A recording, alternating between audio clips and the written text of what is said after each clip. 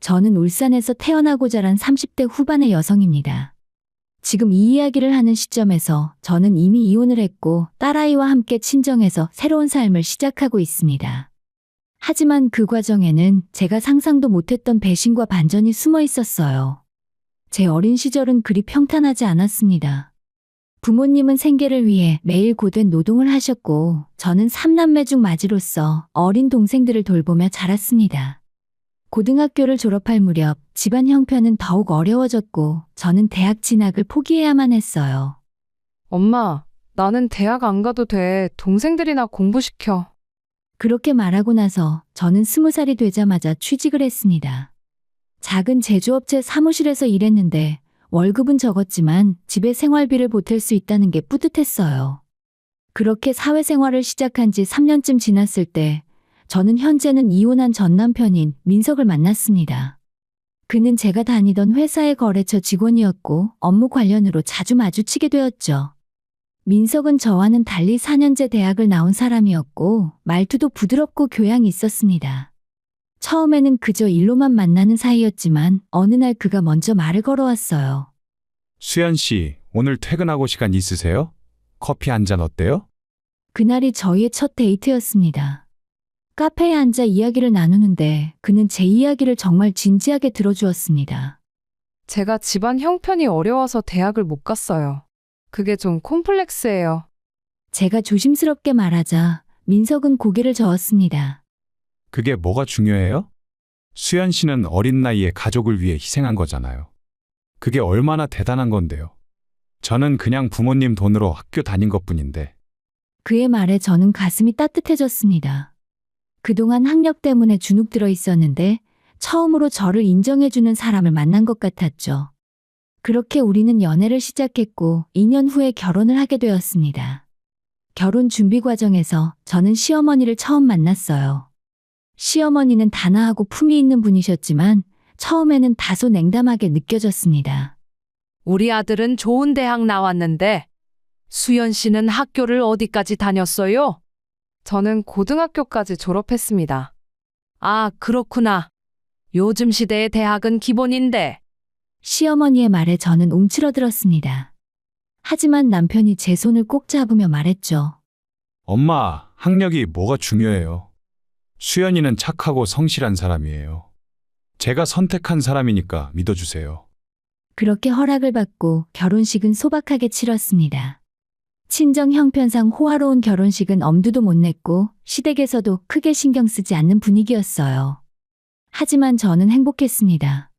사랑하는 사람과 함께할 수 있다는 것만으로도 충분했으니까요. 신혼 초기에 저희는 작은 빌라에서 시작했습니다. 남편은 회사에 다니고 저도 계속 일을 했습니다. 돈을 모아서 더 나은 집으로 이사 가는 게 목표였죠. 민석은 정말 좋은 남편이었습니다. 퇴근하고 오면 같이 저녁 준비를 도와주었고 주말에는 청소와 빨래도 함께 했어요.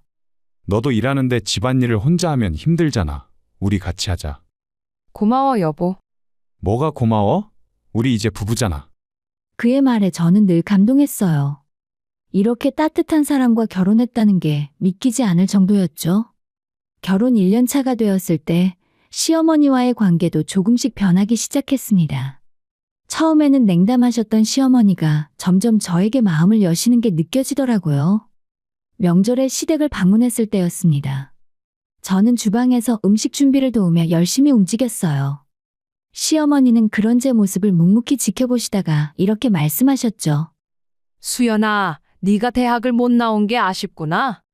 가만 보면 머리도 좋고 손도 빠른데. 어머님 괜찮아요. 저는 지금도 충분히 만족하고 있어요. 그래도 혹시 나중에 공부하고 싶으면 말해. 학비는 내가 대줄게. 시어머니의 말에 저는 깜짝 놀랐습니다. 이런 제안을 받을 줄은 몰랐거든요. 어머님, 정말요? 그럼 우리 며느리가 배우고 싶어 하는데 당연히 도와줘야지. 그날 저는 집으로 돌아와서 남편에게 말했습니다. 어머님이 정말 좋은 분이신 것 같아. 나한테 학비까지 대주신다고 하시네. 그러게, 우리 엄마가 처음엔 좀 차가워 보여도 속은 따뜻하신 분이야. 저는 시어머니의 제안에 감동받아서 방송통신대학에 입학했습니다. 낮에는 일하고 저녁에는 공부하는 생활이 힘들었지만 시어머니의 응원 덕분에 버틸 수 있었어요. 수연아, 공부하느라 힘들지? 주말에 우리 집에 와. 내가 밥 해줄게. 어머님 괜찮아요. 제가 해드릴게요. 아니야. 네가 공부하랴 일하랴 힘든데 내가 챙겨줘야지. 시어머니는 정말 저를 친딸처럼 대해주셨습니다. 주말에 시댁을 방문하면 맛있는 음식을 준비해 주셨고 공부하는데 필요한 것들도 사주셨습니다. 결혼 3년 차, 저는 드디어 임신을 하게 되었습니다. 남편과 시어머니는 너무나 기뻐하셨죠. 우리도 손주 생기겠네. 수연아, 몸조리 잘해야 해. 필요한 거 있으면 다 말하고. 시어머니는 임신 기간 동안 저를 극진히 챙겨주셨습니다. 영양제도 사다 주시고 태교에 좋다는 음식들을 직접 만들어 가져다 주셨어요. 그렇게 딸 유나가 태어났습니다. 출산 후에도 시어머니는 산후조리원 비용을 대주시고 퇴원 후에도 자주 방문해서 육아를 도와주셨어요. 어머님 너무 감사해요. 어머님 아니었으면 정말 힘들 뻔했어요. 뭘 그런 걸 가지고 우리 손녀인데 당연히 챙겨줘야지. 시어머니와 저는 점점 더 가까워졌습니다. 주말이면 함께 시장에 가서 장을 보고 손잡고 공원을 산책하기도 했어요. 친정엄마보다 시어머니와 더 많은 시간을 보냈을 정도였죠. 수연아, 너는 정말 착한 며느리야. 우리 민석이가 복이 많아서 너 같은 사람을 만났어.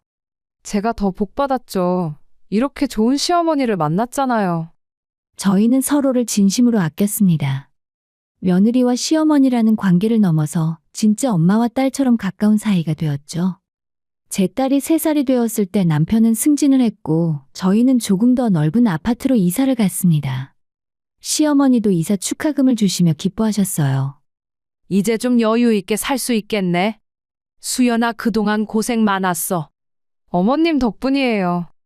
이사 비용도 대주시고 유나 키우는 것도 도와주시고 정말 감사해요. 그런 건 가족이니까 당연한 거야. 앞으로도 우리 이렇게 오래오래 행복하게 살자. 저는 진심으로 행복했습니다. 사랑하는 남편, 예쁜 딸, 그리고 친엄마 같은 시어머니까지. 이보다 더 완벽한 삶이 어디 있을까 싶었죠. 어느 토요일 오후 시어머니와 함께 카페에 앉아 있었습니다. 딸은 남편이 봐주고 있었고 저희는 둘이서 나들이를 나온 것이었어요. 수연아, 너 만나서 내가 정말 행복해. 다른 집 며느리들은 시어머니 피한다는데 너는 나랑 이렇게 시간을 보내주잖아. 저도 어머님이랑 있는 게 제일 편해요. 친구들이랑 있는 것보다 더 좋아요. 그래, 고마워 우리 딸. 시어머니는 제 손을 꼭 잡으셨습니다. 저도 시어머니의 손을 잡았습니다. 그 순간 저는 생각했습니다. 이렇게만 살면 평생 행복하겠다고요. 이 평화로운 일상이 영원히 계속될 거라고 믿었습니다. 하지만 그건 큰 착각이었습니다. 제가 알지 못하는 사이에 제 평화로운 일상은 조금씩 무너지기 시작하고 있었습니다. 유나가 5살이 되던 해의 봄날에 시어머니에게서 급한 전화가 왔습니다. 수연아, 나 지금 병원이야. 민석이한테도 연락했는데 너도 올 수 있어? 시어머니의 목소리에는 두려움이 묻어 있었습니다. 저는 급히 유나를 이웃집에 맡기고 병원으로 달려갔습니다. 응급실에 도착하니 민석이 먼저 와 있었습니다. 그의 얼굴은 창백했고 손이 떨리고 있었죠. 여보 무슨 일이야? 어머님은? 엄마가 갑자기 쓰러지셨대. 지금 검사 중이야. 1시간쯤 지나자 의사 선생님이 나오셨습니다. 표정이 심각했습니다. 보호자분들 잠깐 상담실로 오시겠습니까? 상담실에서 들은 이야기는 충격적이었습니다. 환자분이 당뇨합병증으로 신부전이 상당히 진행된 상태입니다. 이미 신장 기능이 정상의 15% 이하로 떨어졌고요. 지금부터 당장 투석 치료를 시작해야 합니다. 투석이요? 그게 얼마나 위험한 건가요? 남편이 떨리는 목소리로 물었습니다.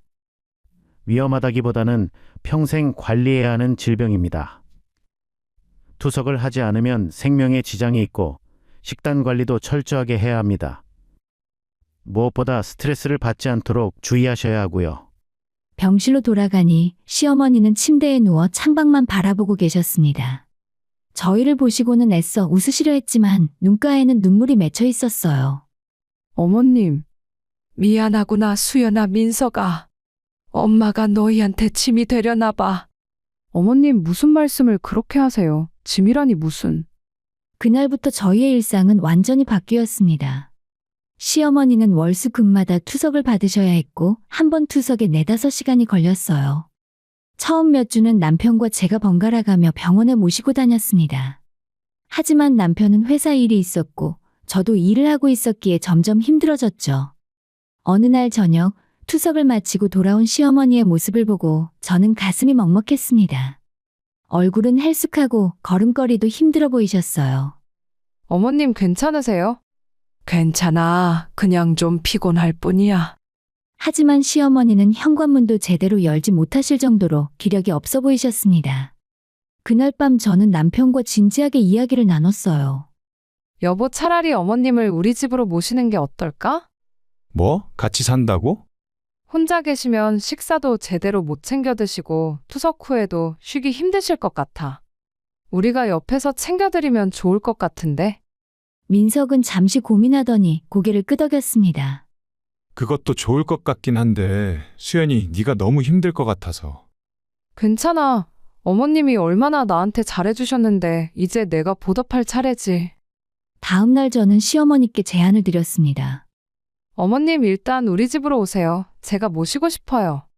아니야. 너희도 바쁜데 내가 무슨. 짐이 아니에요. 가족이잖아요. 제가 어머님 덕분에 학교도 다니고 유나 키울 때도 얼마나 도움받았는데요. 이제 제가 은혜를 갚을 차례예요. 하지만 어머님 제발 부탁이에요. 혼자 계시면 제가 너무 걱정돼서 일을 제대로 못할 것 같아요. 시어머니는 한참을 망설이시다가 결국 거절하셨습니다. 고맙지만 나는 내 집에서 지낼래. 너희한테 패기치고 싶지 않아. 하지만 저는 포기하지 않았습니다. 매일같이 시어머니를 설득했고 유나도 함께 나섰습니다. 할머니, 우리 집에 와서 같이 살아요. 할머니 없으면 유나 심심해요. 그래? 유나가 할머니랑 살고 싶어? 네, 할머니 매일 보고 싶어요. 결국 시어머니는 우리의 끈질긴 설득 끝에 마음을 여셨습니다. 그래, 그럼 너희한테 너무 패기치지 않는 선에서만 부탁할게. 어머님, 패가 무슨 패예요? 가족인데요.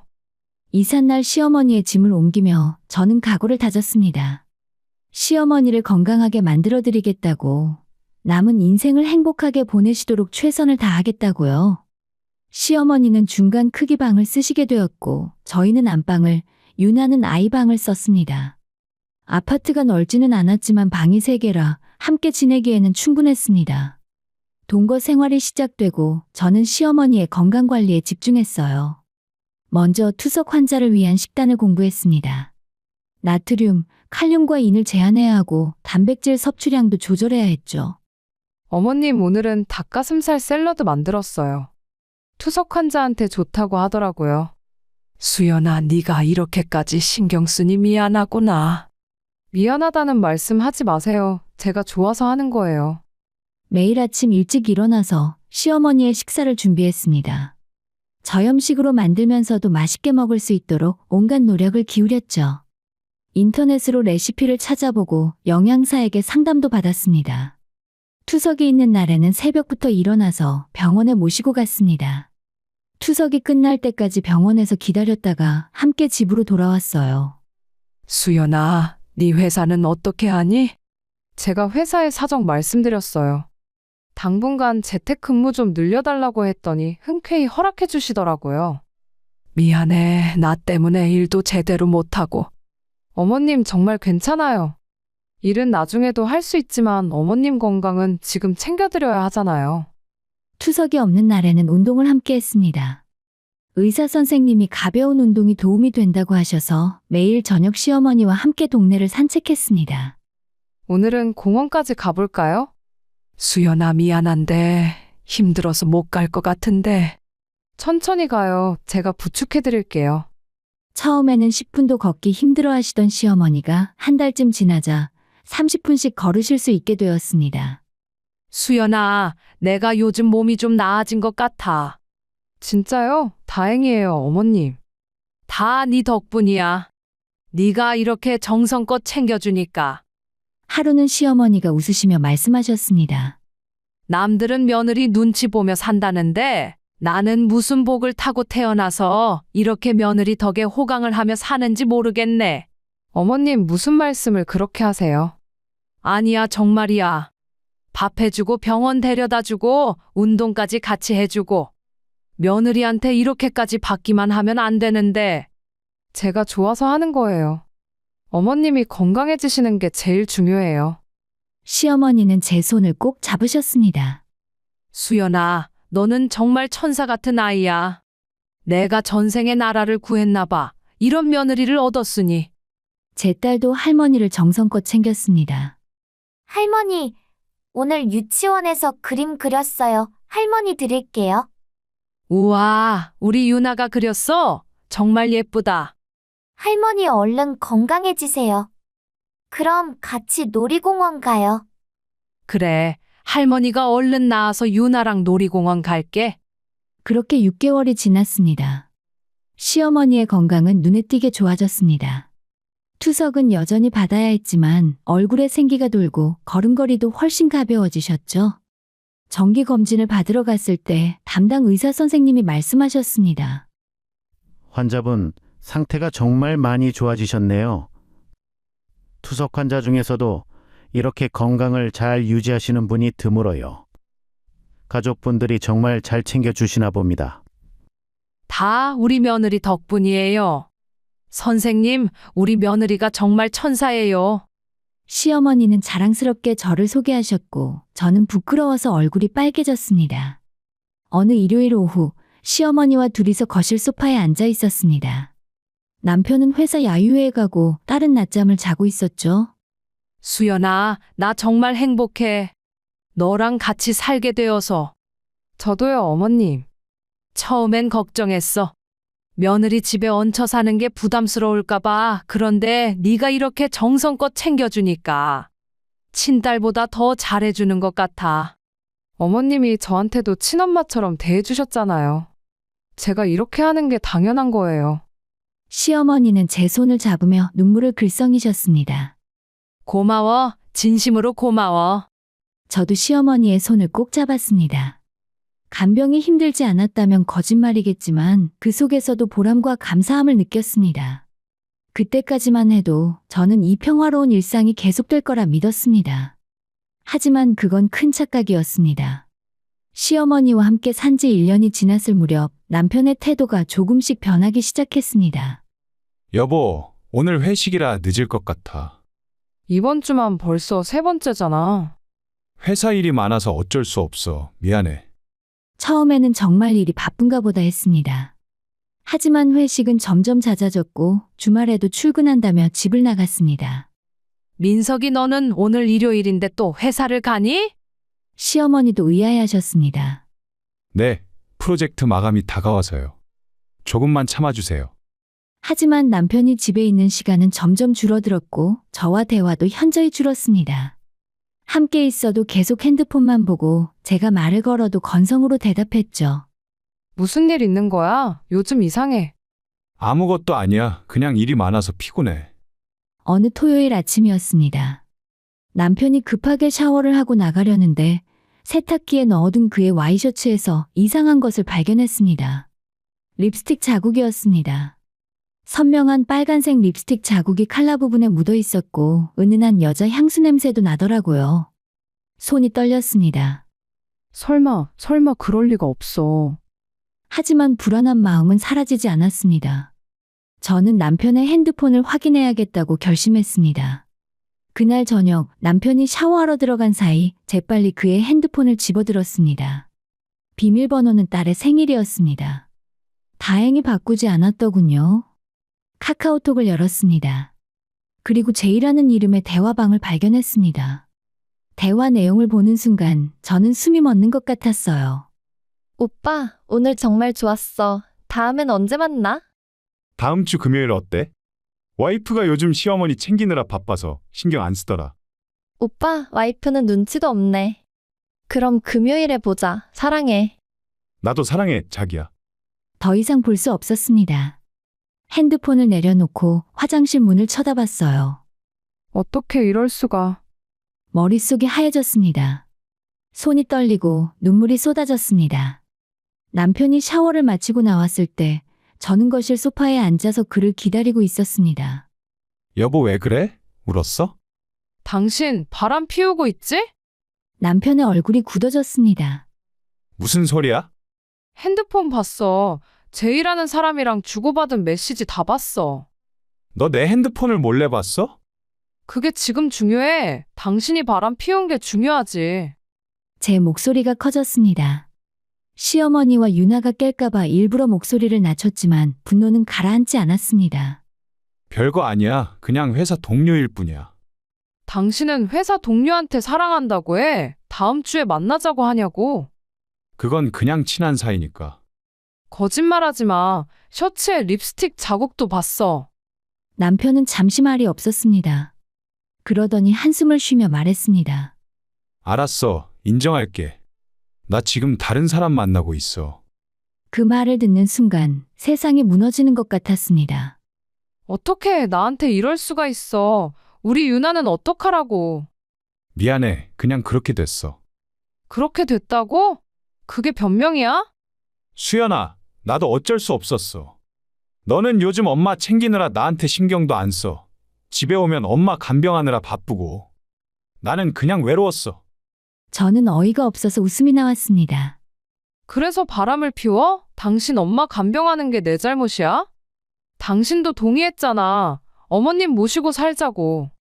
알아. 근데 나는 몰랐어. 네가 이렇게까지 엄마한테만 매달릴 줄은. 저는 할 말을 잃었습니다. 제가 시어머니를 챙긴 게 잘못이라는 건가요? 이혼하자. 제 입에서 나온 말이었습니다. 뭐? 이혼하자고. 나는 당신 같은 사람이랑 더 이상 못 살아. 수연아, 진정해. 우리 유나도 있잖아.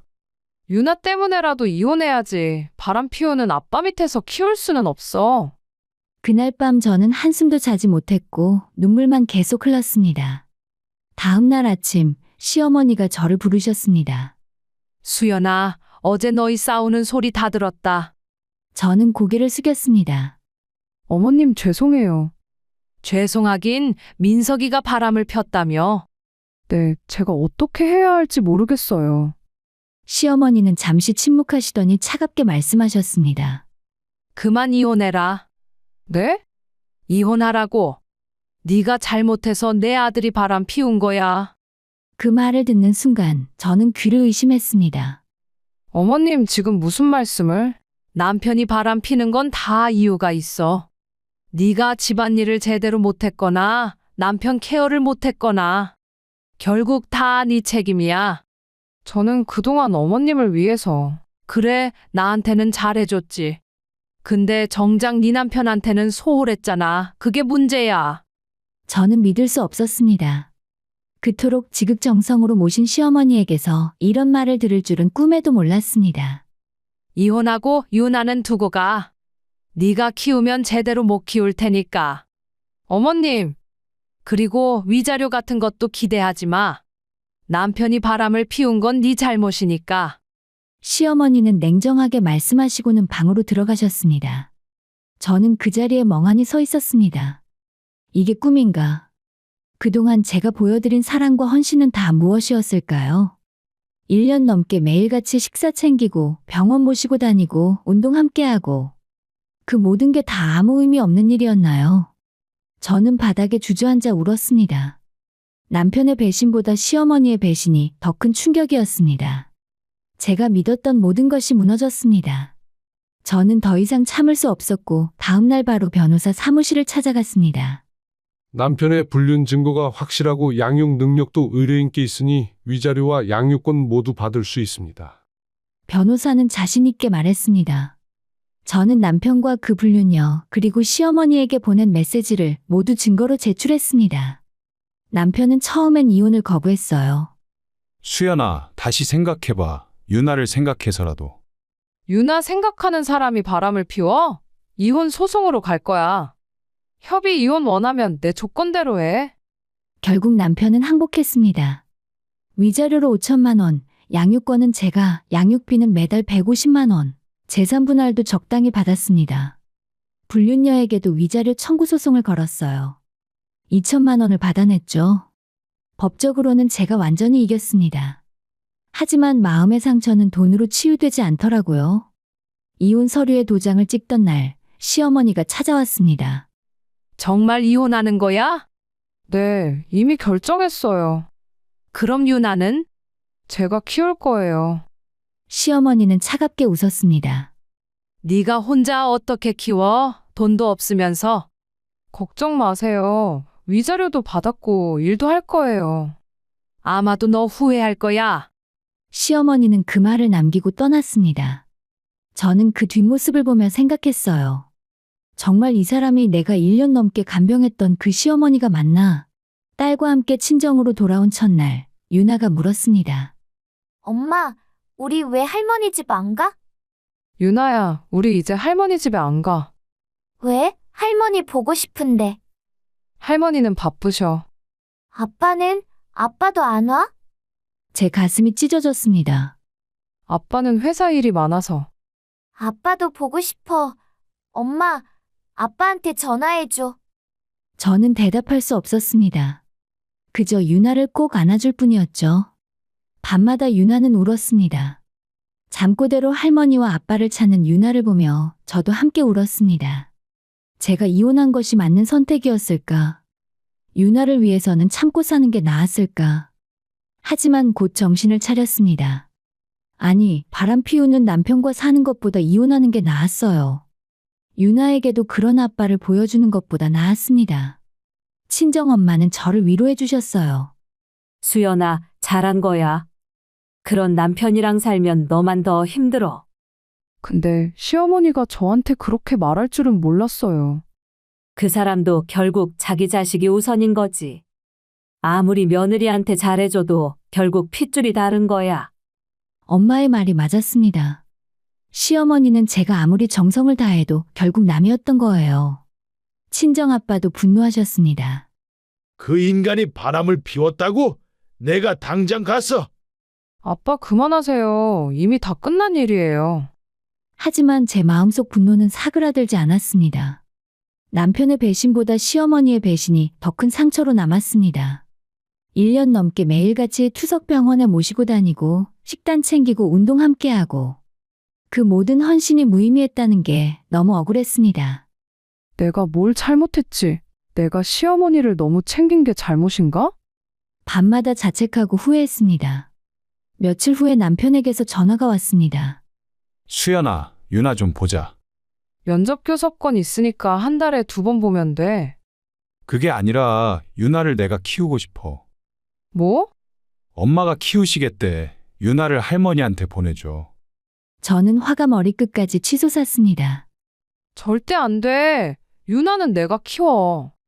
너 혼자 어떻게 키워? 돈도 없고 집도 없잖아. 그건 내 일이야. 유나는 내가 키운다고. 전화를 끊어버렸고 손이 덜덜 떨렸습니다. 다음 날 시어머니에게서 문자가 왔어요. 유나 당장 나한테 보내. 네가 제대로 키우지 못할 거야. 유나 불쌍하게 만들지 마. 저는 답장하지 않았고 대신 번호를 차단했습니다. 친정에서 생활을 시작한 지 한 달이 지났습니다. 저는 다시 일을 시작했고 친정엄마가 유나를 봐주셨습니다. 엄마 미안해요. 제가 엄마한테 짐이 되네요. 무슨 소리야? 우리 손녀 보는 게 무슨 짐이니? 수연아, 너는 일이나 열심히 해. 엄마가 유나 잘 키울게. 엄마의 말에 눈물이 났습니다. 역시 진짜 가족은 친정이었어요. 잘 지내고 있다 생각했는데 어느 날 딸이 물었습니다. 엄마는 왜 맨날 울어? 엄마 운 적 없는데. 엄마는 자면서 울어. 나 다 들었어. 5살 아이가 엄마의 눈치를 보고 있었습니다. 그 모습을 보니 제 가슴이 미어졌습니다. 안 돼. 이러면 안 돼. 나는 엄마야. 유나를 위해 강해져야 해. 저는 다짐했습니다. 더 이상 무너지지 않겠다고. 유나를 위해 그리고 저 자신을 위해 다시 일어서겠다고요. 그렇게 2달이 지났고 조금씩 일상을 되찾아가고 있었습니다. 하지만 여전히 시어머니에 대한 배신감은 가슴 깊이 남아 있었어요. 왜 그러셨을까? 정말 저를 미워하셨던 걸까? 그 질문에 대한 답은 곧 찾게 될 것이었습니다. 이혼 후 석 달이 지난 어느 토요일 오후에 친정집 초인종이 울렸습니다. 수연아, 누가 왔나 봐. 엄마의 목소리에 현관문을 열러 나갔는데 현관 앞에 서 있는 사람을 보고 저는 얼어붙었습니다. 시어머니였습니다. 당신, 왜 왔어요? 여기서 뭐 하는 거예요? 그 모습을 본 친정엄마가 화를 내며 소금을 가져와 뿌렸습니다. 나가요, 당장. 우리 딸 괴롭힌 것도 모자라서. 하지만 시어머니는 꿈쩍도 하지 않으셨고 그저 묵묵히 서 계시다가 품에서 봉투 하나를 꺼내서 제게 내밀었습니다. 이거 받아라. 이게 뭐예요? 열어봐라. 저는 떨리는 손으로 봉투를 열었습니다. 안에는 아파트 등기 권리증, 통장 그리고 부동산 매매 계약서가 들어 있었습니다. 이게 대체 뭐예요? 전세 주던 아파트야. 이제 네 거다. 명의 이전 서류도 다 준비해뒀어. 무슨 소리예요? 시어머니는 깊은 한숨을 쉬셨습니다. 안으로 들어가도 되겠니? 잠깐 할 얘기가 있어서. 친정엄마는 여전히 경계하셨지만 저는 고개를 끄덕였습니다. 거실 소파에 마주 앉았어요. 시어머니는 한참을 침묵하시다가 입을 여셨습니다. 그날 밤 너희 부부가 싸우는 소리를 다 들었다. 민석이가 바람 피운 것도 다 알았어. 사실 나는 그전부터 눈치채고 있었지. 저는 할 말을 잃었습니다. 그런데 왜 저한테 그렇게 말씀하셨어요? 제가 잘못했다고요. 시어머니의 눈에 눈물이 고였습니다. 네가 그냥 참고 살까봐 그게 두려웠어. 수연아, 너는 착한 아이야. 너무 착해. 나를 1년 넘게 간병해준 네가 바람 피운 남편 때문에 참고 사는 걸 보고 싶지 않았어. 시어머니는 떨리는 목소리로 계속 말씀하셨습니다. 너는 분명 생각했을 거야. 어머님 때문에 이혼할 수 없어. 내가 이혼하면 어머님을 누가 돌봐드리지? 그렇게 생각하며 참고 살까봐 나는 그게 무서웠어. 그래서 일부러 모질게 말했다. 네가 잘못한 거라고 이혼하라고. 네 등을 떠민 거야. 저는 눈물이 쏟아졌습니다. 하지만 그 말들이 얼마나 아팠는지 아세요? 저는 어머님한테 버림받았다고 생각했어요. 미안하다. 정말 미안해. 시어머니도 눈물을 흘리셨습니다. 나는 네가 미워서 그런 게 아니야. 오히려 너무 사랑해서. 내 아들 때문에 네 인생이 망가지는 걸 볼 수 없었어. 민석이는 내가 잘못 키웠어. 그 아이 교육을 제대로 못한 게 다 내 잘못이야. 그래서 이 재산을 내 아들이 아닌 너한테 주는 거야. 내가 너한테 진 빚이라고 생각해. 이건 너무 큰 거예요. 못 받아요. 받아라. 이건 네가 받은 상처에 대한 나의 보상이야. 그리고 내 손녀를 위한 거고. 하지만 그리고 수연아, 시어머니는 제 손을 잡으셨습니다. 너를 진심으로 사랑했어. 내가 한 말은 다 거짓이었어. 너는 최고의 며느리였어. 아니, 진짜 내 딸이었다. 저는 더 이상 참을 수 없었습니다. 시어머니 품에 안겨 울었습니다. 미안하다. 정말 미안해. 용서해다오. 우리는 한참을 껴안고 울었습니다. 친정엄마도 옆에서 눈물을 닦으셨습니다. 시어머니는 봉투를 제 손에 쥐어주셨습니다. 이 아파트 시세가 3억 정도 돼. 그리고 통장에는 5천만 원 넣어뒀어. 유나 키우는데 보태 써라.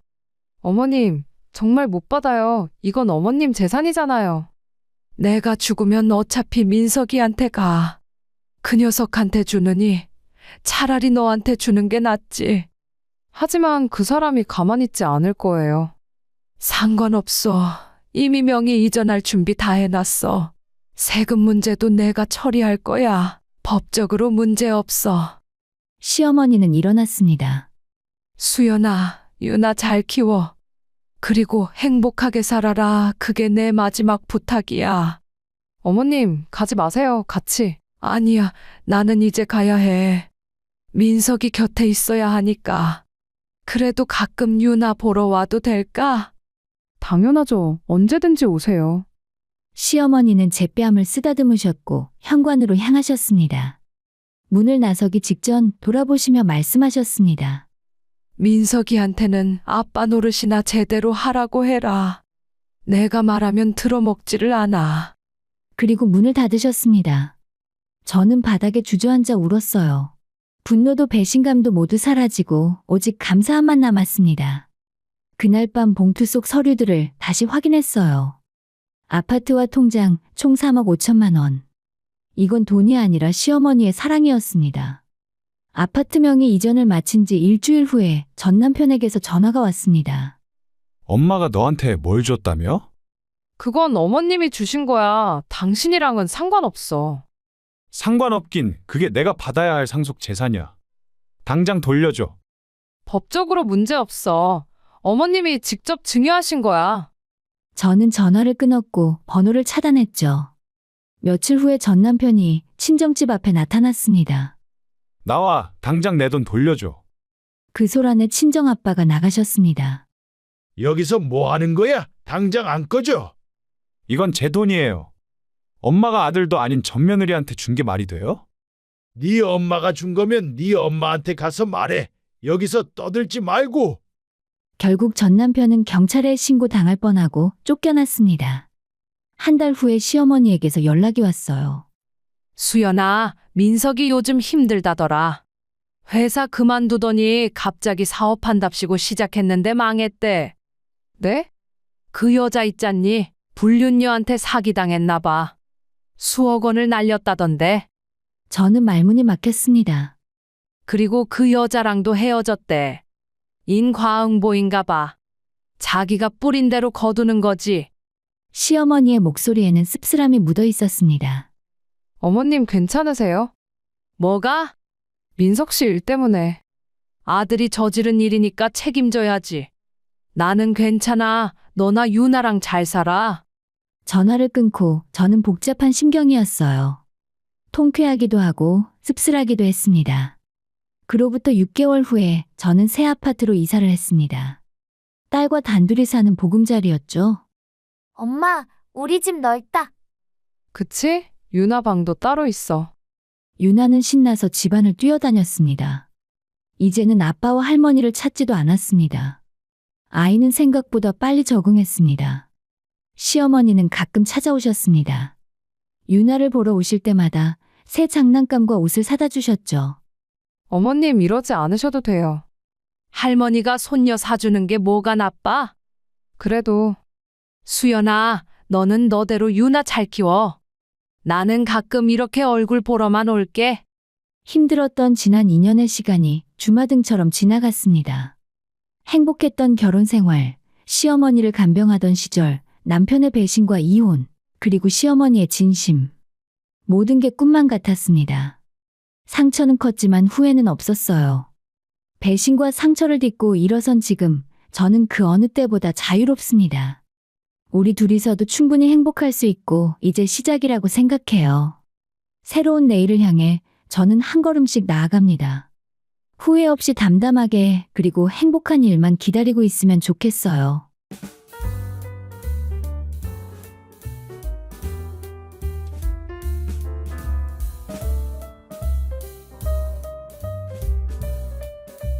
저는 평범한 40대 초반의 가정주부입니다. 초등학생 아들 하나를 키우며 그저 평범하게 살아왔어요. 남편과의 결혼 생활도 특별히 나쁘진 않았습니다. 그저 평범했죠. 시어머니와의 관계도 그랬고요. 좋지도 나쁘지도 않은 그런 관계였어요. 하지만 모든 게 변하기 시작한 건 친정 아버지가 돌아가신 후였습니다. 아버지는 제 아들이 태어나고 얼마 후에 갑작스럽게 세상을 떠나셨어요. 그 뒤로 어머니는 혼자 시골에서 작은 밭을 일구며 소박하게 사셨습니다. 저는 가끔 친정에 들러 어머니를 뵙고 김치도 얻어오고 그렇게 지냈어요. 그런데 몇 년 전 어머니가 가지고 계시던 땅 근처에서 대규모 개발 계획이 발표됐습니다. 아버지가 남기신 그 땅이 하루아침에 수십억 원대의 가치를 가진 땅이 되어버린 거예요. 엄마 축하드려요. 정말 다행이에요. 전화로 그 소식을 들었을 때 저는 진심으로 기뻤습니다. 평생 고생만 하시던 어머니가 이제라도 편하게 사실 수 있게 됐으니까요. 하지만 이 소식을 듣고 기뻐한 건 저만이 아니었습니다. 며칠 후에 시어머니가 갑자기 우리 집에 찾아오셨어요. 평소엔 전화 한 통 없다가 말이죠. 아이고, 우리 며느리 오랜만이네. 얼굴이 왜 이렇게 좋아? 뭔 좋은 일 있어? 시어머니의 목소리는 평소와 달랐습니다. 이상할 정도로 상냥했어요. 저를 며느리라고 부르시는 것도 오랜만이었죠. 보통은 그냥 야 아니면 이름도 제대로 안 부르시던 분이었거든요. 아, 그냥 별일 없어서 그래요. 그나저나 사돈은 요즘 어떠시대? 시골 땅 팔린다며? 얼마나 받으신대? 역시나 시어머니는 바로 본론을 꺼내셨습니다. 저는 얼버무리며 대답했어요. 아직 정확히는 잘 모르고 진행 중이라고 하시던데요. 우리 사돈은 복도 많으시지. 그래, 그 돈으로 뭐 하실 거래? 딸한테는 좀 주시겠지? 저는 당황스러웠습니다. 어머니의 재산에 대해 이렇게 노골적으로 묻는 시어머니의 태도가 낯설었어요. 그날 저녁 남편이 퇴근하자마자 말을 꺼냈습니다. 여보, 장모님 땅 팔리면 우리도 좀 도움 받을 수 있는 거 아니야? 뭐? 아니, 그러니까 우리도 살기 빠듯하잖아. 장모님이 딸 생각 안 하시겠어? 남편의 말투에서 이상한 기대감이 느껴졌습니다. 마치 이미 그 돈이 우리 돈이라도 되는 것처럼요. 여보, 그건 엄마 돈이야. 우리가 바랄 게 아니잖아. 에이, 뭘 그렇게 빡빡하게 생각해? 가족끼리 돕는 게 당연한 거지. 그 말에 저는 할 말을 잃었습니다. 그리고 일주일 후에 시어머니가 다시 전화를 하셨어요. 며느리야, 좀 볼 일이 있는데 나올 수 있어? 저는 시어머니를 만나러 갔습니다. 시어머니는 시내 한복판의 고급 카페에 앉아 계셨어요. 평소엔 커피값도 아깝다고 하시던 분이 말이죠. 여기 앉아. 뭐 마실래? 아메리카노 주세요. 시어머니는 제 손을 덥석 잡으셨습니다. 며느리야, 사실은 말이야. 내가 친구들이랑 유럽 여행을 가기로 했거든. 그런데 돈이 좀 모자라서. 저는 불길한 예감이 들었습니다. 얼마나 필요하신데요? 딱 2천만 원만 빌려줄 수 있을까? 어차피 사돈 내에 곧 돈 들어오시잖아. 금방 갚을게. 2천만 원, 생각지도 못한 액수에 저는 숨이 턱 막혔습니다. 어머님, 그건 저희가 드릴 수 있는 돈이 아니에요. 그리고 우리 엄마 돈은 엄마 거예요. 순간 시어머니의 얼굴이 굳어졌습니다. 뭐? 지금 시어머니한테 그렇게 말하는 거야? 죄송하지만 안 됩니다. 사돈이 돈도 있으면서 왜 안 돼? 인색하긴. 역시 너가 그렇지 뭐. 시어머니는 자리를 박차고 일어나셨습니다. 카페 안에 사람들이 우리를 쳐다봤어요. 그리고 며칠 후에 시어머니는 치졸한 복수를 하셨습니다. 나 지금 너희 집 근처에서 고기 먹고 있는데 너도 나와서 같이 먹자. 평소 같았으면 절대 안 하실 제안이었습니다. 뭔가 이상했지만 거절하기도 애매했어요. 뜬금없이 불려나간 자리에는 시어머니와 시어머니 친구분들 3명이 앉아 있었고 시어머니와 친구분들은 특등급 한우를 마구 주문하셨어요. 이것도 주세요. 저것도요. 오늘 너희 며느리가 쏜다며? 그럼 비싼 거 먹어야지. 친구분들이 웃으며 말했습니다. 저는 귀를 의심했어요. 네? 아, 그러게 우리 며느리 효자야. 사돈이 부자시래. 시어머니가 빙긋 웃으시며 말씀하셨습니다. 그리고 그날 계산 금액은 83만 원이었습니다.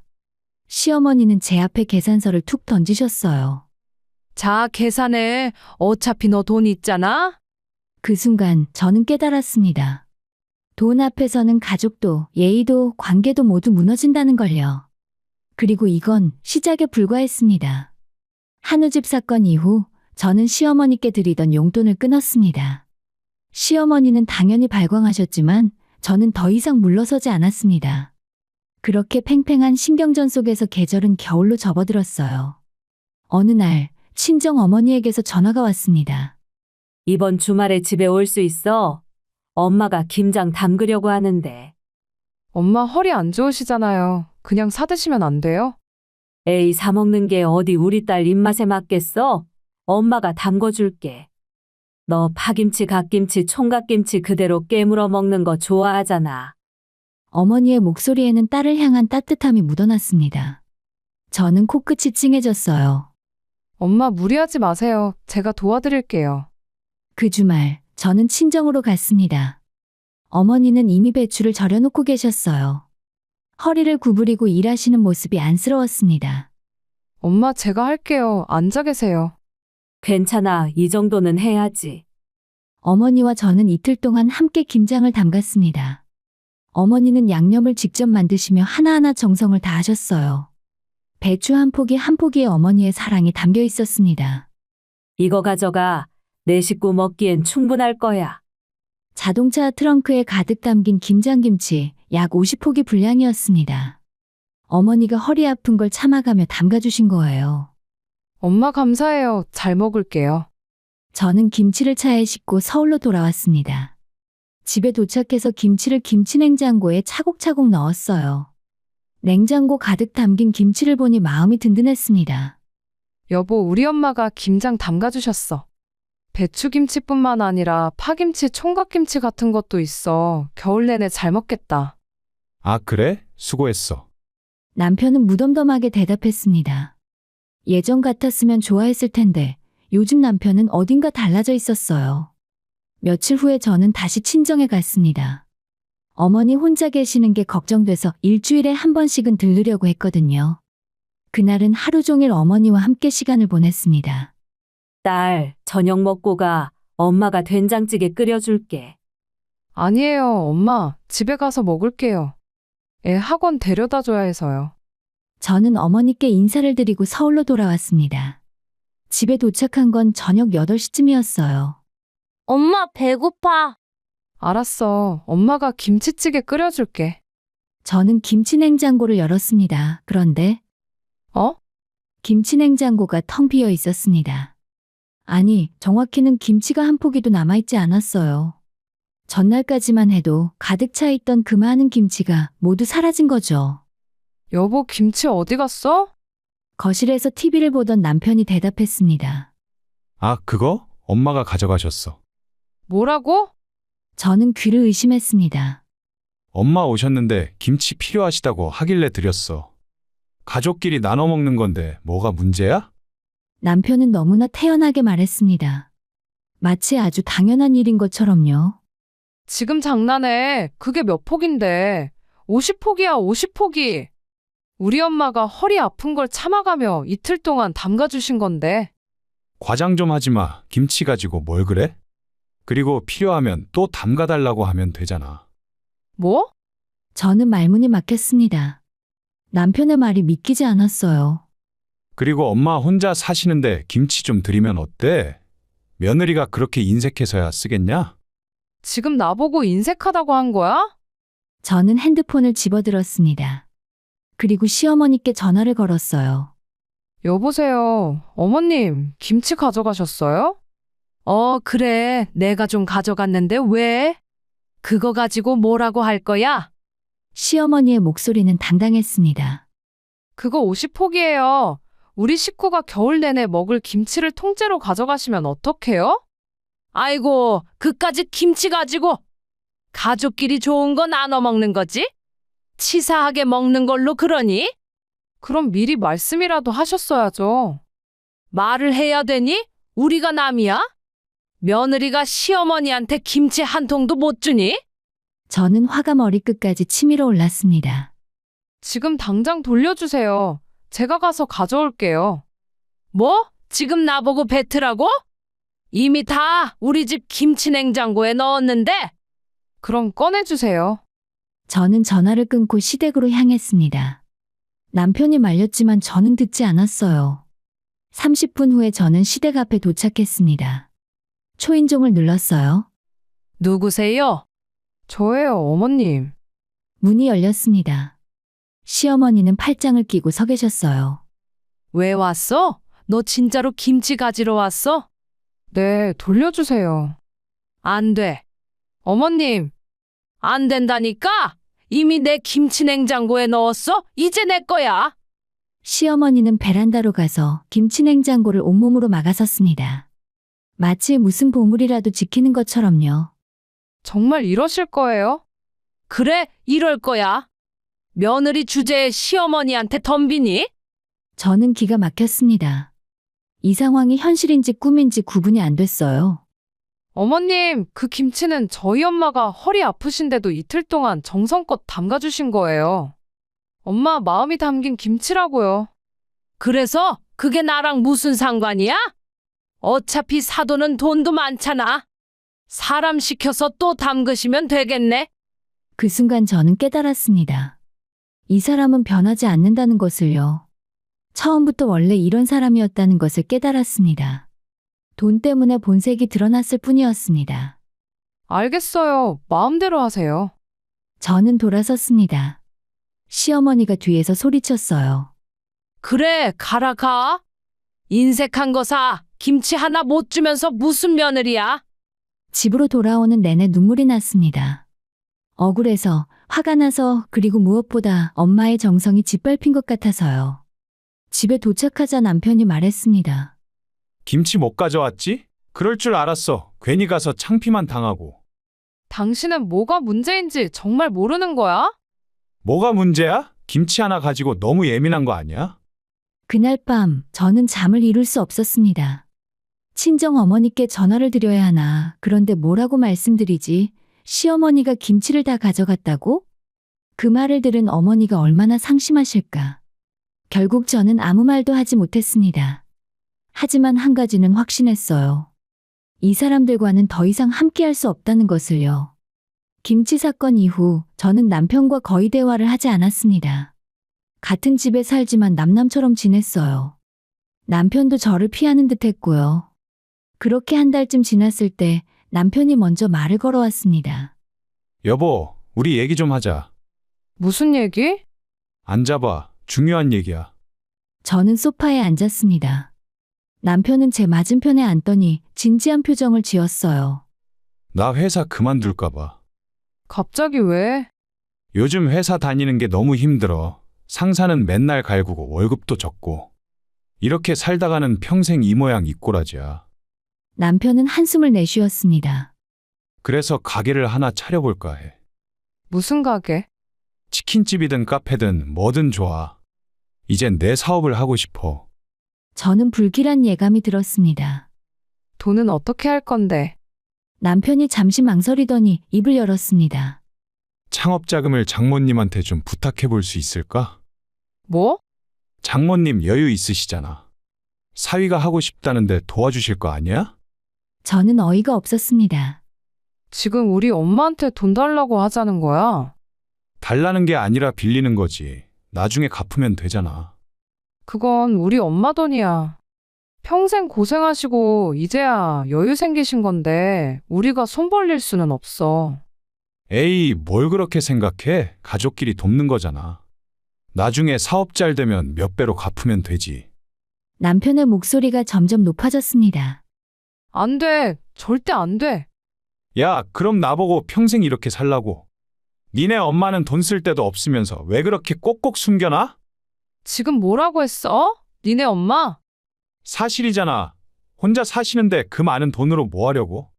이럴 때 사위 좀 도와주면 어때? 저는 남편을 똑바로 쳐다봤습니다. 제가 알던 사람이 아니었어요. 아니, 제가 모르고 있었던 본 모습이 이제야 드러난 걸까요? 당신 지금 정신 차려. 우리 엄마는 ATM기가 아니야.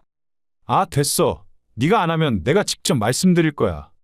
남편은 버럭 소리를 지르고는 방문을 쾅 닫고 들어가 버렸습니다. 저는 그 자리에 멍하니 앉아 있었어요. 이게 정말 제가 사랑했던 사람일까 고민을 하면서요. 다음 날 남편은 정말로 친정에 전화를 했습니다. 장모님, 저 좀 뵙고 싶은데요. 중요한 얘기가 있어서요. 저는 급히 전화를 빼앗았습니다. 엄마, 아무 말 듣지 마세요. 괜한 걱정하시지 마시고요. 무슨 일이야? 사위가 왜 그래? 아니에요. 괜찮아요. 제가 알아서 할게요. 전화를 끊고 나니 남편이 저를 노려보고 있었습니다. 왜 그래? 네가 뭔데 내 인생 참견해? 당신 지금 제정신이야? 우리 엄마한테 손 벌리면 안 되는 거 모르겠어? 모르겠어. 그냥 모르겠다고. 나도 잘 살고 싶단 말이야. 남편은 그날 이후로 아예 귀가를 늦게 하기 시작했습니다. 술 냄새를 풍기고 새벽에 들어오는 날이 잦아졌어요. 그러던 어느 날 저녁, 낯선 번호로 전화가 왔습니다. 여보세요. 아, 형수님이세요? 저 민수 형 친한 동생 재훈이에요. 남편 친구였습니다. 대학 동창이라고 들었어요. 네, 안녕하세요. 저기, 형수님, 혹시 형이 요즘 어떤가요? 네? 왜요? 전화기 너머로 재훈 씨의 한숨이 들렸습니다. 형수님이 모르시는 것 같아서요. 제가 차마 말씀을 드려야 할지 말아야 할지 고민했는데요. 무슨 일인데요? 형이 빚이 좀 있어요. 빚이요? 제 심장이 쿵 내려앉았습니다. 네, 그것도 적은 돈이 아니에요. 3억 정도 되는 걸로 알고 있어요. 3억이요? 저는 그 자리에 주저앉았습니다. 형이 몇 달 전에 주식 투자를 했는데 완전히 망했어요. 그 주식이 상장 폐지됐거든요. 전액을 날렸어요. 그럼 그 돈을 어디서 구한 거죠? 대출이요. 신용대출, 마이너스 통장, 제2금융권까지 닥치는 대로 끌었었대요. 그리고 안 되니까 주변 사람들한테 마구잡이로 빌린 것 같아요. 저는 숨이 막혔습니다. 그리고 형이 저한테 그러더라고요. 장모님이 돈 많으시니까 나중에 해결될 거라고. 형수님도 알고 계신 줄 알았어요. 저는 몰랐어요. 죄송해요. 제가 먼저 말씀드려야 했는데 형이 괜찮다고 하길래. 전화를 끊고 나니 온몸에 힘이 빠졌습니다. 3억 원. 그것도 우리 엄마 돈을 믿고 빚을 낸 거였어요. 얼마 후에 남편이 들어왔습니다. 저는 거실 소파에 앉아서 남편을 기다리고 있었습니다. 여보, 나 오늘 야근해서 좀 늦었어. 앉아. 제 목소리가 차갑게 나왔습니다. 남편이 뭔가 이상함을 느꼈는지 조심스럽게 앉았어요. 당신 빚 3억 재훈 씨한테 들었어. 남편의 얼굴이 창백해졌습니다. 그게 당신 미쳤어? 3억을 빚내서 주식에 넣었다고? 그것도 나한테 한마디 상의도 없이? 여보, 들어봐. 나도 우리 잘 살아보려고. 잘 살아보려고 도박을 했다고? 도박이 아니야. 투자야. 그 주식이 원래 잘 나가는 거였는데 갑자기 상장 폐지된 거라고. 남편이 변명을 늘어놓았습니다. 그리고 사실 장모님이 계시니까 이러도 나중에 도움받을 수 있을 거라고 생각했어. 뭐? 어차피 장모님 돈 많으시잖아. 사위가 어려우면 도와주실 거고 그럼 나중에 갚으면 되니까. 저는 남편의 얼굴을 멍하니 바라봤습니다. 이 사람이 제 남편이 맞나? 이 사람이 내 아들의 아빠가 맞나? 당신 우리 엄마를 뭐로 생각하는 거야? 그게 무슨 말이야? 현금 지급기? 당신 필요할 때마다 돈 뽑아 쓰는 ATM기? 야, 왜 그렇게까지 말해? 나도 미안하다고. 하지만 이미 벌어진 일이잖아. 남편이 소리를 질렀습니다. 그러니까 장모님한테 부탁하자고. 3억이 장모님한테는 큰 돈도 아니잖아. 그 순간 저는 모든 걸 깨달았습니다. 이 사람은 처음부터 우리 엄마의 돈을 노렸던 거예요. 아니, 어쩌면 시어머니와 함께 계획한 것일 수도 있었죠. 이혼하자. 뭐? 이혼하자고. 나 당신이랑 더 이상 못 살겠어. 제정신이야? 지금 이혼 타령할 때냐고. 충분히 제정신이야. 처음으로 제정신 차린 것 같아. 저는 자리에서 일어났습니다. 당신 빚은 당신이 책임져. 우리 엄마한테는 절대 손대지 마. 손대는 순간 법적으로 대응할 거야. 잠깐만, 야! 남편이 뒤에서 소리쳤지만 저는 돌아보지 않았습니다. 그날 밤 저는 친정엄마에게 전화를 드렸습니다. 엄마, 딸, 왜 이 밤에 무슨 일이야? 아마도 저 이혼할 것 같아요. 전화기 너머로 어머니의 한숨이 들렸습니다.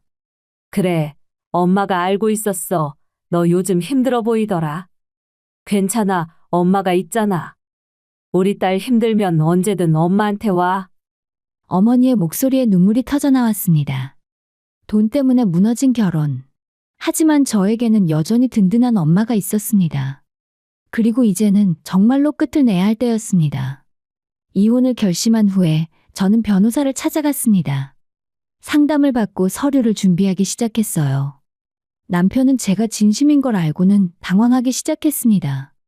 여보, 진짜 1억이야? 애 생각은 안 해? 애 생각하니까 이혼하는 거야. 당신 같은 아빠 밑에서 크느니 차라리 없는 게 나아. 남편은 더 이상 아무 말도 하지 못했습니다. 그렇게 시간이 흘러서 명절이 다가왔습니다. 설이었어요. 시어머니에게서 전화가 왔습니다. 며느리, 이번 설에 올 거지? 글쎄요, 잘 모르겠네요. 뭐? 이혼한다고 해도 아직 며느리잖아. 제사 음식은 같이 준비해야지. 제가 왜요? 남편더러 시키세요. 야, 이 버릇없는 게! 시어머니가 버럭 화를 내며 전화를 끊었습니다. 하지만 며칠 후에 남편이 조심스럽게 말을 꺼냈어요. 여보, 이번 설만이라도 같이 가주면 안 될까? 어머니가 친척들한테 뭐라고 말할지. 그건 당신이 알아서 해. 제발 부탁이야, 이번만. 남편의 표정이 절박했습니다. 저는 잠시 생각했어요. 그리고 한 가지 계획이 떠올랐습니다. 알았어, 갈게. 정말? 고마워. 남편은 안도의 한숨을 내쉬었습니다. 하지만 남편은 몰랐죠. 제가 무슨 생각을 하고 있는지를요. 명절 전날 시댁에서는 제사 음식 준비가 한창이었습니다. 시어머니는 친척들에게 보여주기 위해 평소보다 더 정성을 들였어요. 이번엔 제대로 해야 해. 큰 집에서도 오고 친척들도 다 모인다고. 시어머니는 새벽부터 부엌에서 분주히 움직였습니다. 고기 산적과 전, 나물, 탕국, 떡과 과일. 온갖 음식들이 차려졌어요. 저도 일단 신용이라도 해야 했기에 부엌 일을 거들었습니다. 하지만 제 마음속에는 다른 계획이 있었죠. 며느리, 너 잠깐 마트 좀 다녀와. 참기름이 떨어졌어. 네, 알겠어요. 저는 마트에 다녀오는 척하고 친정 어머니께 전화를 드렸습니다. 엄마, 오늘 내려갈게요. 그리고 큰 그릇이랑 봉투 좀 준비해 주세요. 딸, 무슨 일이야? 나중에 말씀드릴게요. 일단 준비해 주세요. 그리고 그날 저녁 시댁 주방에는 제사 음식들이 가득 차려져 있었습니다. 정말 화려했어요. 시어머니의 얼굴에는 자부심이 가득했습니다. 올해는 진짜 잘 차렸다. 이 정도면 큰 집에서 뭐라 못할 거야. 피곤해 지쳐서 대충 저녁을 먹은 후에 시어머니와 남편은 먼저 잠에 들었어요. 저도 자는 척을 하고 있다가 밤이 깊었을 때 일어나 부엌으로 가서 냉장고를 열었어요. 그리고 하루 종일 준비한 제사 음식들을 하나하나 꺼내기 시작했습니다. 모든 것을 큰 그릇과 봉투에 모조리 챙겼어요. 그리고 자고 있는 아들을 조용히 깨웠습니다. 엄마, 우리 어디 가? 아들이 물었습니다. 우리 할머니 집 가는 거야. 이 음식들 할머니 드리려고. 우와, 할머니 좋아하시겠다. 저는 음식을 차에 싣고 아들과 함께 친정으로 향했습니다. 차 안에서 심장이 두근거렸어요. 하지만 후회는 없었습니다. 30분 후에 친정에 도착했습니다. 어머니가 문을 열어주셨어요. 이게 다 뭐야? 제사 음식이에요. 시댁에서 가져왔어요. 뭐? 어머니의 눈이 커졌습니다. 엄마, 기억하세요? 시어머니가 엄마가 담가주신 김치를 몽땅 가져갔던 거. 그래서 저도 엄마랑 나눠 먹으려고 가져왔어요. 어머니는 한참 동안 말없이 저를 바라보시더니 천천히 고개를 끄덕이셨습니다. 잘했다, 딸. 그렇게 친정엄마 집에서 밤을 보내고 다음날 아침 일찍 제 핸드폰이 울렸습니다. 남편이었어요. 여보, 지금 어디야? 주방에 음식이 다 없어졌어. 내가 가져갔어. 뭐? 제사 음식 내가 친정으로 다 가져왔어. 전화기 너머로 남편의 비명 같은 소리가 들렸습니다.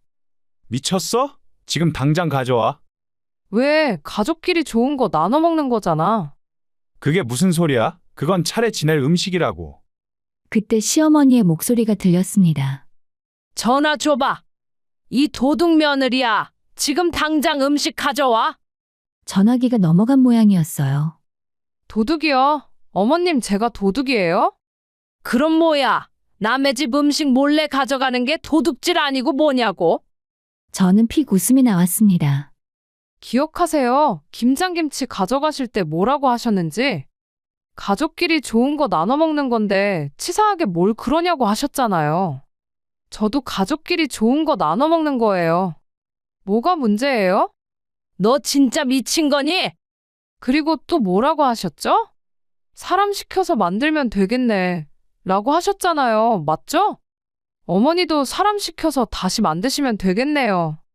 아니면 지금 마트에서 사오시든가요. 시어머니가 할 말을 잃은 것 같았습니다. 잠시 침묵이 흘렀어요. 그때 남편이 다시 전화를 받았습니다. 여보, 제발, 친척들이 다 모였어. 차례상에 음식이 없으면 큰일 나. 제발 가져와줘. 안 돼. 이미 우리 엄마랑 나눠 먹기로 했거든. 제발 부탁이야. 남편의 목소리가 떨렸습니다. 저는 냉정하게 말했어요. 김치 가져갔을 때 나도 돌려달라고 했잖아. 그때 뭐라고 했어? 이미 김치 냉장고에 넣었으니 내 거라고 했지? 마찬가지야. 이미 우리 엄마 냉장고에 넣었어. 이제 우리 거야. 야! 그리고 친척들한테는 이렇게 말해. 며느리가 효심이 깊어서 장모님께 음식을 드렸다고. 칭찬받겠는걸? 저는 전화를 끊어버렸습니다. 그날 오후 시어머니와 남편이 친정 앞에 나타났습니다. 초인종을 미친 듯이 눌렀어요. 친정엄마가 문을 열어주셨습니다. 사돈, 이게 어떻게 된 일입니까? 김치 때랑 마찬가지입니다. 제사 음식도 가족끼리 나눠 먹는 거예요. 대체 뭐가 문제입니까? 시어머니의 얼굴이 새하얗게 질렸습니다. 친정엄마가 차갑게 말씀하셨어요. 김치 훔쳐가고 돈 뜯어내려 하고 빚까지 져놓고 이제 와서 겨우 음식이 아까워요? 돌아가세요. 그리고 문을 닫으셨습니다. 그날 친정엄마와 아들과 함께 음식을 맛있게 먹었습니다. 엄마, 이거 맛있다. 아들이 산적을 먹으며 웃었습니다. 그래, 많이 먹어. 친정엄마가 아들의 머리를 쓰다듬으셨어요. 그리고 저를 보시며 말씀하셨습니다. 이제는 네가 행복하게 살았으면 좋겠다. 어머니의 말씀에 눈물이 났습니다. 그날 저는 처음으로 진짜 추석을 보낸 것 같았어요. 내 편과 함께 내가 사랑하는 사람들과 함께요. 그리고 그들에게 제대로 된 참교육을 해준 날이기도 했습니다. 돈 앞에서 무너진 관계. 하지만 저는 더 이상 그들의 희생양이 아니었습니다. 제사 음식 사건 이후에 남편에게서 수십 통의 전화와 문자가 왔습니다. 여보, 미안해. 내가 잘못했어. 제발 한 번만 봐줘. 애 생각해서라도. 하지만 저는 단 한 통도 받지 않았습니다. 이미 제 마음은 정해졌으니까요. 며칠 후에 시댁에서 다시 연락이 왔습니다. 이번에는 남편이 아니라 시어머니였어요. 며느리야, 제발 우리 한 번만 만나자. 무슨 일이세요? 얘기 좀 하자. 내가 다 잘못했어. 시어머니의 목소리에는 평소의 당당함이 없었습니다. 오히려 애원하는 듯한 떨림이 느껴졌어요. 이제 와서 무슨 소용이에요? 제발 한 번만 만나자. 응? 저는 한숨을 내쉬었습니다. 그리고 마지막이라고 생각하며 만나기로 했어요. 좋아요. 친정엄마 집으로 오세요. 어차피 이혼 서류도 전달해야 하니까요. 알았어. 다음 날 시어머니와 남편이 친정으로 왔습니다. 둘 다 얼굴이 초췌해 보였어요. 어머니와 저는 거실에 앉아서 그들을 맞았습니다. 시어머니가 먼저 입을 열었어요. 사돈, 그동안 제가 정말 잘못했습니다. 시어머니가 고개를 숙였습니다. 평생 처음 보는 모습이었어요. 며느리한테도 미안해. 내가 너무했어. 지금 와서 사과한다고 달라지는 거 있나요? 제 목소리는 차가웠습니다. 알아. 그래도 제발 이혼만은 하지 마라. 왜요? 왜 이혼하면 안 돼요? 그게 우리 민수가 너 없으면 안 돼. 그리고 애도 있잖아. 시어머니가 말을 더듬었습니다. 하지만 저는 알 수 있었어요. 진짜 이유는 따로 있다는 것을요. 솔직히 말씀하세요. 이혼하면 안 되는 진짜 이유가 뭐예요? 그게 그때 친정엄마가 입을 여셨습니다. 사돈 어르신, 제가 말씀드릴까요? 진짜 이유를요. 친정엄마는 테이블 위에 서류 몇 장을 펼쳐놓으셨어요. 이게 뭔지 아세요? 아드님이 빌린 대출 내역입니다. 시어머니의 얼굴이 굳었습니다. 신용대출 1억, 마이너스 통장 5천만 원, 이금융권 대출 1억, 그리고 주변 지인들에게 빌린 돈이 5천만 원이 넘어요. 총 3억 원입니다. 뭐? 시어머니가 남편을 쳐다봤습니다. 남편은 고개를 숙인 채 아무 말도 하지 못했어요. 그리고 이 돈을 뭐에 썼는지 아세요? 주식이에요. 상장 폐지된 주식에 투자해서 전액 날렸어요. 민수야, 이게 대체 무슨... 그리고 더 재미있는 건요. 친정엄마가 또 다른 서류를 꺼내셨습니다. 아드님이 친구들한테 돈 빌릴 때 뭐라고 했는지 아세요? 장모님이 돈 많으셔서 나중에 다 갚을 수 있다고 했다네요. 뭐라고? 시어머니의 목소리가 떨렸습니다. 그러니까 처음부터 제 돈을 노린 거라고요. 사돈 어르신도 마찬가지고요. 어머니의 목소리는 차분했지만 분노가 느껴졌습니다. 우리 딸한테 2천만 원 빌려달라고 하실 때부터 이상했어요. 김치 가져가실 때도요. 전부 다 제 돈을 노린 거였죠. 시어머니는 할 말을 잃은 듯 입을 다물었습니다. 남편이 입을 열었습니다. 장모님 잘못했습니다. 제가 미쳤었어요. 다시는 안 그럴게요. 다시는 안 그런다고? 제가 비웃듯 말했습니다. 그나저나 당신 빚은 어떻게 갚을 건데? 3억이야, 3억. 그게 장모님이 좀 도와주시면. 순간 시어머니가 남편의 뺨을 때렸습니다. 이 자식아, 지금 무슨 소리를 하는 거야? 너 아직도 정신 못 차렸어? 시어머니가 울음을 터뜨렸습니다. 사돈, 정말 죄송합니다. 제가 자식 교육을 잘못했어요. 사돈 어르신, 어머니가 단호하게 말씀하셨습니다. 저는 한 푼도 도와드릴 생각이 없습니다. 그건 아드님이 혼자 만든 빚이에요. 혼자 책임지셔야죠. 사돈, 하지만 그리고 우리 딸은 이혼할 겁니다. 이미 변호사도 선임했어요. 어머니는 서류 봉투를 하나 더 꺼내셨습니다. 여기 이혼 합의서입니다. 서명하세요. 남편이 서류를 받아 들었습니다. 손이 떨리고 있었어요. 여보, 정말 이러는 거야? 그래, 정말이야. 저는 남편을 똑바로 쳐다봤습니다. 당신 기억해? 김치 가져갔을 때 뭐라고 했는지. 먹는 걸로 치사하게 굴지 말라고 했잖아. 그래서 나도 치사하게 안 굴 거야. 대신 이혼을 선물로 줄게. 저는 이혼 합의서를 가리켰습니다. 위자료도 안 받을게. 재산 분할도 포기할게. 대신 양육권은 내가 가져갈 거고 당신은 양육비만 꼬박꼬박 보내. 그것도 법원에서 정한 최소 금액만. 여보, 그리고 우리 엄마한테는 평생 연락도 하지 마. 연락하는 순간 사기죄로 고소할 거야. 증거는 다 확보했으니까. 남편의 얼굴이 창백해졌습니다. 자, 이제 서명해. 아니면 재판으로 갈 거야. 그럼 당신 빚 문제랑 도박성 투자 전부 다 법정에 나올 텐데. 남편은 떨리는 손으로 펜을 들었습니다. 그리고 서명했어요. 시어머니가 바닥에 주저앉았습니다. 아이고, 이를 어째. 사돈 어르신, 어머니가 말씀하셨습니다. 이제 가보세요. 더 이상 드릴 말씀 없습니다. 사돈, 정말 조금이라도 도와주실 수 없습니까? 시어머니가 마지막으로 매달렸지만 저희 엄마는 대답이 없었고 시어머니도 더 이상 아무 말도 하지 못하고 일어났습니다. 가자, 민수야. 엄마. 남편이 저를 한 번 더 돌아봤지만 저는 시선을 피했습니다. 그들이 나간 후에 친정엄마가 제 손을 잡으셨습니다. 괜찮아? 네, 이제 정말 괜찮아요.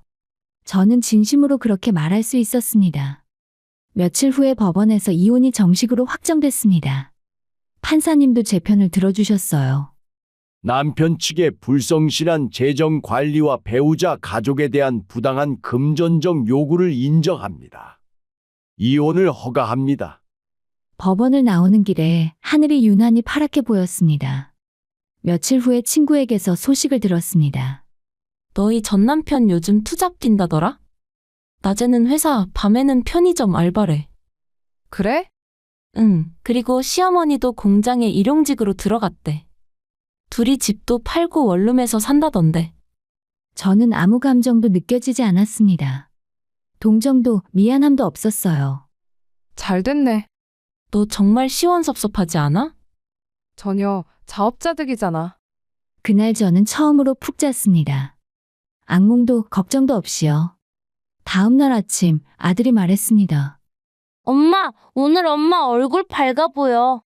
그래, 엄마 기분 좋거든. 나도 좋아. 할머니 집에서 사는 게 더 좋아. 아들은 제 품에 안겼습니다. 그래요, 이제는 정말 좋은 일만 남았습니다. 어머니는 매일 아침 저와 손자를 위해 밥을 차려주셨습니다. 딸, 오늘은 뭐 할 거야? 엄마 저 카페 하나 차려볼까 해요. 이 동네 관광객 많잖아요. 작은 카페 하나 운영하면서 아이 키우고 싶어요. 어머니는 제 손을 꼭 잡으셨습니다. 좋은 생각이다. 엄마가 도와줄게. 그렇게 저는 관광지 근처에 작은 카페를 열었습니다. 처음에는 손님도 많지 않았고 서툴렀습니다. 하지만 시간이 지나면서 단골 손님들이 생기기 시작했어요. 사장님, 여기 커피 정말 맛있어요. 감사합니다. 혼자 운영하시는 거예요? 대단하시네요.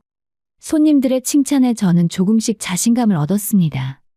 그리고 무엇보다 행복했어요. 오후가 되면 아들이 학교에서 돌아와서 카페에 앉아 숙제를 했습니다.